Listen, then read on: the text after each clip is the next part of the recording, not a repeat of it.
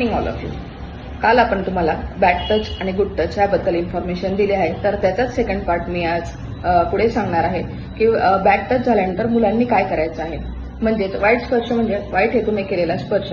वाईट स्पर्श हा ज्यावेळेस मुलांना केला जातो, म्हणजेच त्यावेळेला आपल्याला मुलांना असं शिकवायचं आहे की ज्यावेळेला कुठल्याही वाईट हेतूने स्पर्श केला जातो आणि तो कुठल्याही वातावरणामध्ये असो, म्हणजे कोणाच्या नातेवाईकांच्या घरी असो, स्कूलमध्ये असो, किंवा मुलं ग्राउंडवर खेळायला गेलेले असताना असो, किंवा शेजारच्यांच्या घरी गेल्यानंतर त्यांना काही वाईट स्पर्शाचा अनुभव आला, तर त्यावेळेला मुलांनी फर्स्ट थिंग करायची आहे जे की नाही म्हणायचं आहे. Say no, always no. Okay.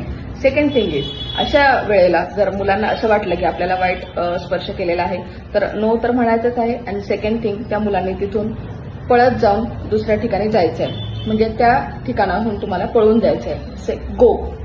First is no, second is go.